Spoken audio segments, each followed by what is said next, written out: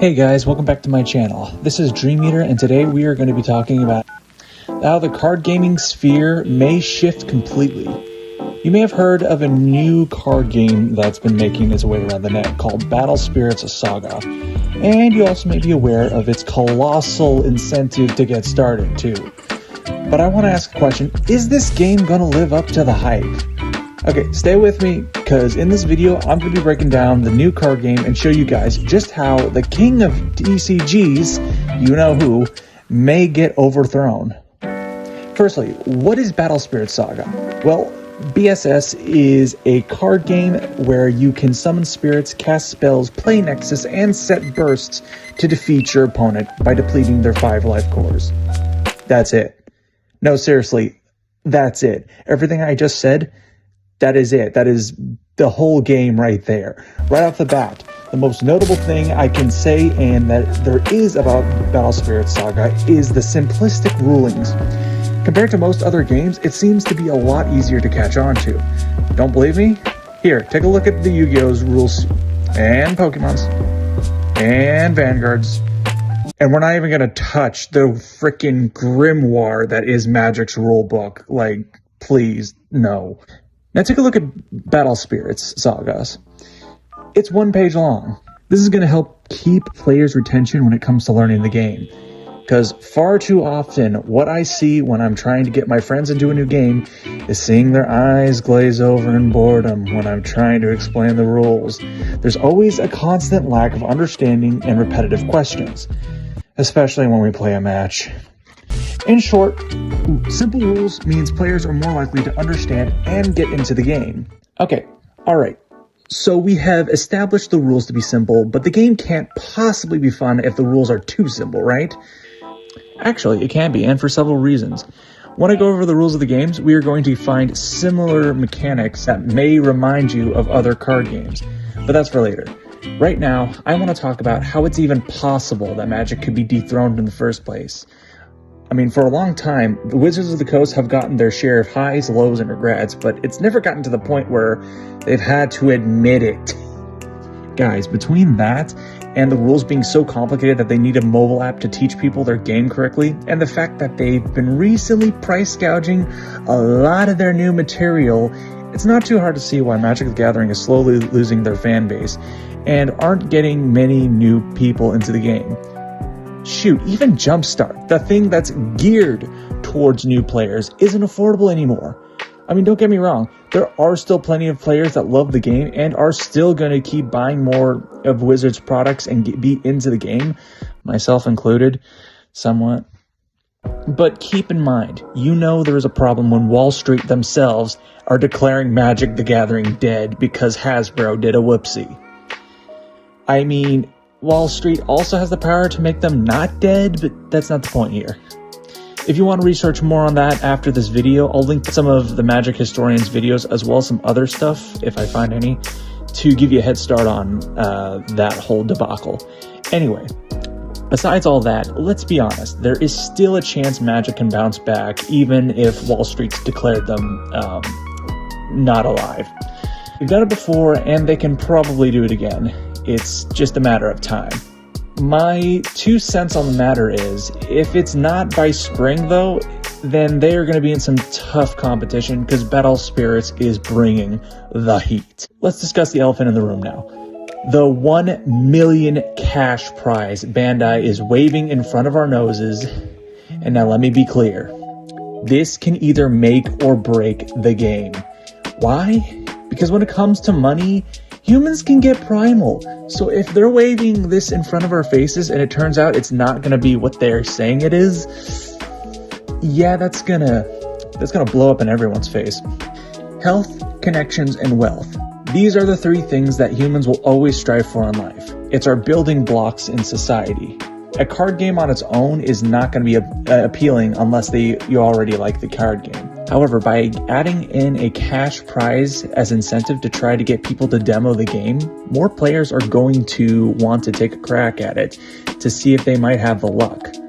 Then, because the game is so easy to learn, they will get the game down fast, and that will motivate players to compete in the cash tournaments. However, the devil's in the details here, and the details on these cash tournaments are blank for the moment. However, just because we don't know anything about the cash prizes yet, doesn't mean you can't give the game a try, because the demo decks are free! That's right, Bandai is giving their start decks out for free during their preseason. This is going to help drum up business and give the shops more incentive to give their game a try. Not to mention, there is also a preseason cash prize of $350K. Let's do the math. Free demo decks plus preseason cash prize to the power of easy rules to follow equals a lot of business. Theoretically. So far, this is looking really good.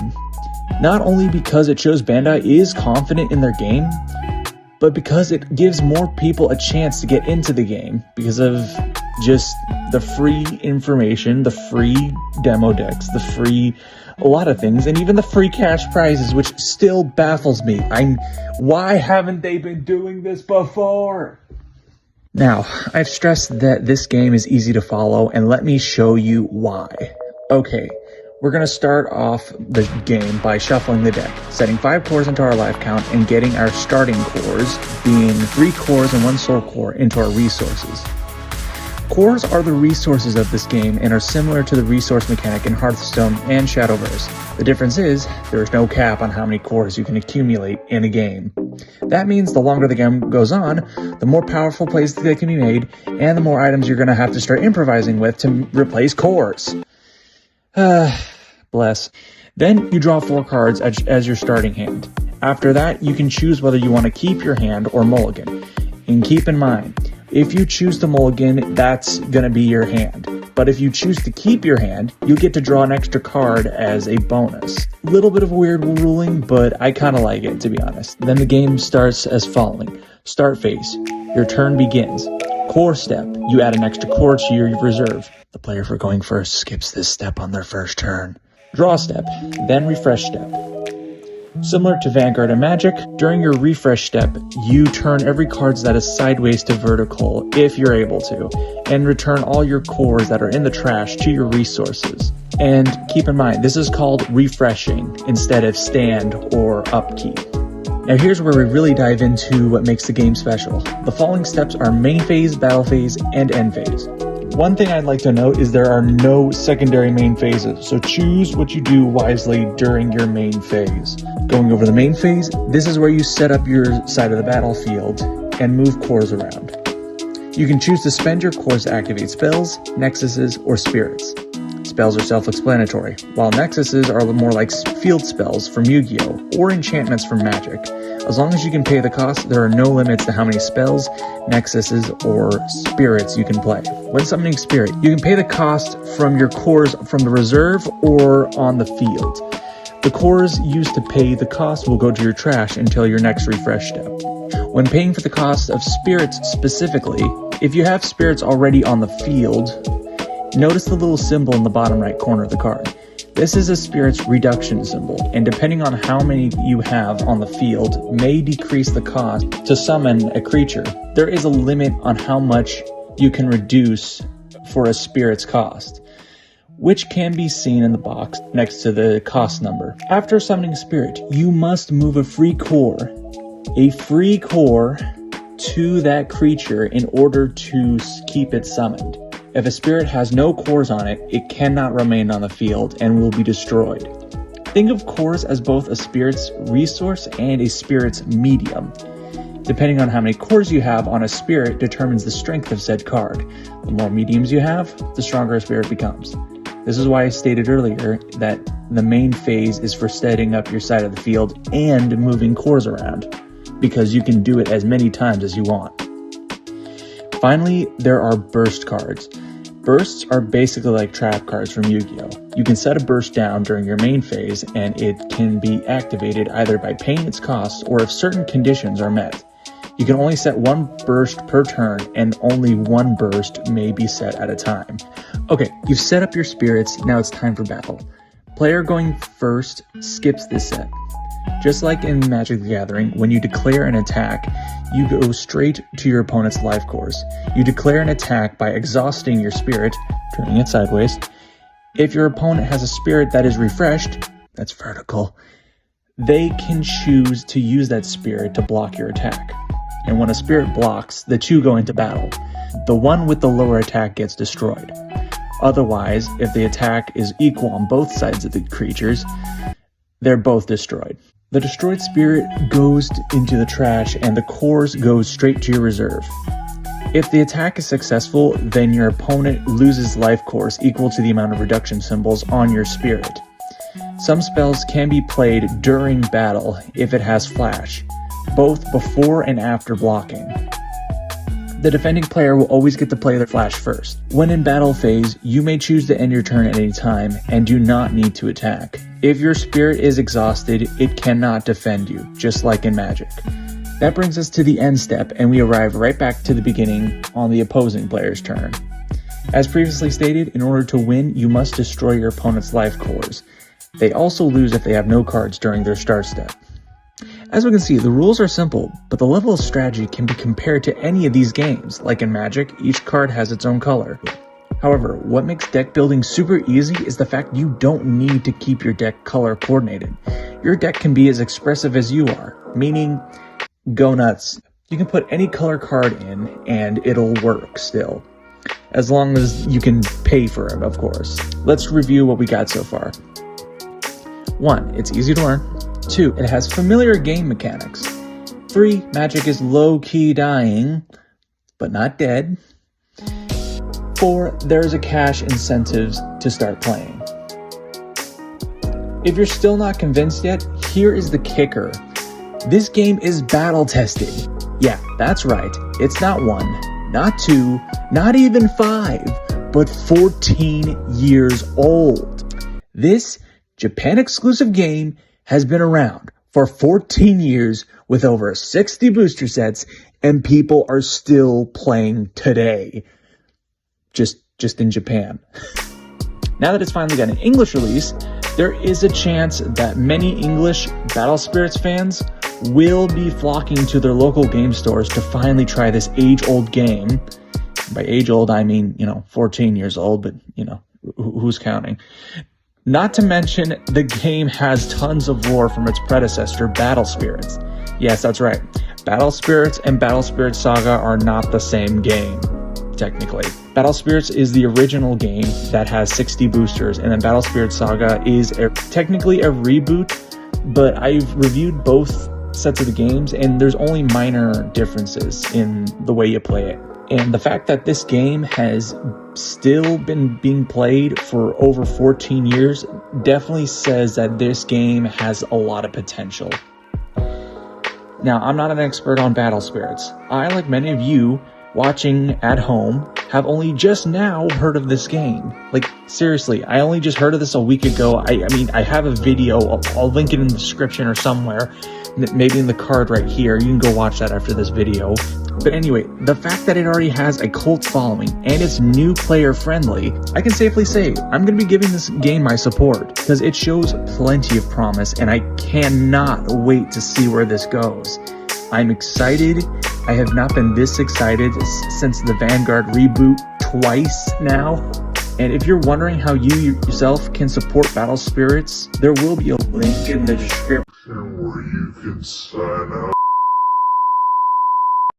Hey guys, so real quick update. I just want to let you guys know that I just found out the application period does seem to have ended on November 17th, 2022. So just wanted to let you guys know that. So this next segment where I'm starting to rant about the whole game and stuff, that is going to be past knowledge me. So yeah, but I don't know this for sure. I did send an email to Bandai and was asking to see if they can, or if a local game store can get the cards now. I'm not sure if we can. I'm pretty sure we can't based on this information right here, but yeah, either way, yeah. And also I did, this is also after the Magic's release of their abhorrent $1,000 for 4 packs thing. I don't even know what to call it. Just wanted to interject that with real quick and just, yeah, let you guys know. Anyway, back to the video. Okay, for early releases. I mean, shoot, you don't even have to send your local game store the link. Just send them this video. I can explain to them why they should have Battle Spirits in their store. And if you happen to be one of those local game stores, hi, I hope I convinced you somewhat on trying this new/old game. I mean, seriously, I mean it. Again, this is non-script Dream Eater talking. Dude, I'm serious when I say this game has potential that I have not seen in a long time. It's battle tested. It's got good mechanics. It's got really interesting designs. And I overall just really love the way it's being made. And for goodness sake, Bandai is putting a $1 million cash prize on it. If that doesn't scream, I'm confident this game's going to do well, I don't know what does. Especially a game that's being just now released. Guys, I mean it when I say we need to get on this hype train and fast, because if it does turn out to be a really big hitter, then holy nuts, y'all.